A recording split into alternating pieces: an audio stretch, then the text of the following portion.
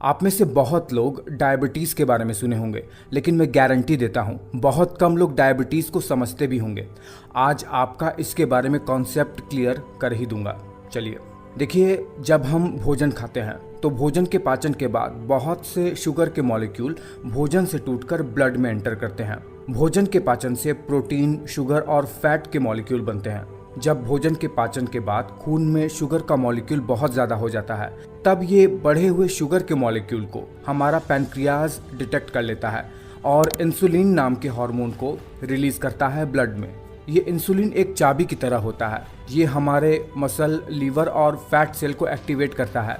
Insulin नाम की ये चाबी जैसे ही इन सेल्स में लगी, मानो सेल के अंदर शुगर को अंदर आने के लिए ताला खुल गया और अब ब्लड में बह रहा ये शुगर हमारे सेल के अंदर इकट्ठा होने लगता है और यही शुगर शरीर में जाकर एनर्जी बनवाने में मदद करता है। लेकिन जब किसी भी कारण से शरीर में इंसुलिन का निर्माण हो ही नहीं पाता है और ब्लड में बह रहा ये शुगर शरीर के अंदर अब्जॉर्ब हो ही नहीं पाता है अंगों के अंदर, तो इसी कंडीशन को ही डायबिटीज कहते हैं। पर ये कैसे हो जाता है कि इंसुलिन का निर्माण ही रुक जाता है और ब्लड में अगर शुगर की मात्रा बहुत ज़्यादा हो जाती है तो बार बार पेशाब क्यों लगता है, शरीर कमज़ोर क्यों हो जाता है, शरीर का क्षरण क्यों होने लगता है? देखिए, डायबिटीज़ दो प्रकार का होता है। एक होता है टाइप 1 डायबिटीज़ और एक होता है टाइप 2 डायबिटीज़। देखिए, टाइप 1 डायबिटीज़ में क्या होता है, हमारे पैनक्रियाज में मौजूद बीटा सेल्स जो इंसुलिन बनाती हैं, जब शरीर का ही इम्यून सिस्टम अपने बीटा सेल को किल करने लगता है, तब टाइप 1 डायबिटीज़ व्यक्ति को हो जाता है। और ये जनरली छोटी उम्र से ही लोगों में होता है, 12 साल की उम्र से ही, और यंग लोगों में भी ये ज़्यादा देखने को मिलता है। इसमें चूंकि कुछ मात्रा में या लगभग सारी ही बीटा सेल्स इम्यून सिस्टम द्वारा किल कर दी जाती हैं, इसीलिए बॉडी इनफ मात्रा में इंसुलिन बना ही नहीं पाता है, जिससे शुगर के मॉलिक्यूल ब्लड से लिवर, मसल और फैट सेल के अंदर जा ही नहीं पाते हैं और शरीर में एनर्जी की कमी होने लगती है।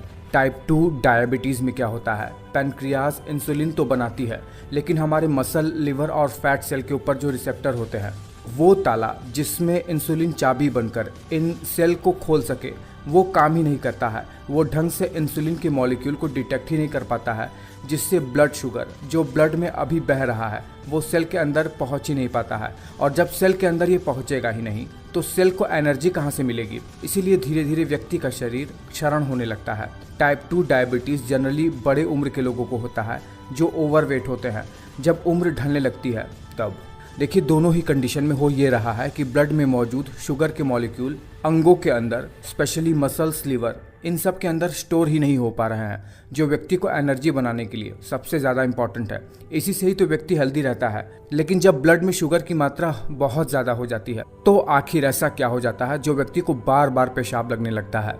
हमारी किडनी ब्लड को फिल्टर करती है और ब्लड से वेस्ट मटेरियल निकालती है यूरिन के थ्रू। किडनी का मामला कुछ ऐसा ही है कि वो ब्लड से पूरे दिन भर में 180 ग्राम तक शुगर को फिल्टर कर सकती है। इससे ज़्यादा होने पर किडनी अपनी एबिलिटी खो देती है कि ब्लड में से शुगर के मॉलिक्यूल को फिल्टर कर सके। बहुत पुरानी हो जाए तब ऐसा होता है। और होता यह है कि जो शुगर फिल्टर होकर किडनी में से दोबारा ब्लड में जाना चाहिए, अब वो लीक होकर हमारे मूत्र में आने लगता है। और ये जो शुगर होती है ये वाटर फिलिक होती है, यानी जहाँ भी जाती है अपने अंदर बहुत सारा पानी को अट्रैक्ट करती है। इसीलिए जैसे ही यूरिन में बहुत ज़्यादा शुगर का मॉलिक्यूल आया, ये अपने अंदर बहुत ज़्यादा वाटर को अट्रैक्ट करने लगता है और व्यक्ति का ब्लैडर अनयूजुअल तरीके से बहुत ज़्यादा भरने लगता है यूरिन से और व्यक्ति को फ्रीक्वेंट यूरिनेशन होने लगता है। वैसे ये डायबिटीज़ का एक कॉम्प्लिकेशन है, ना कि डायबिटीज़ का सिम्टम। बहुत ही छोटे से वीडियो में ये सारी जानकारी मैंने देने का प्रयास किया है कि आपको बहुत ज़्यादा सोचना ना पड़े।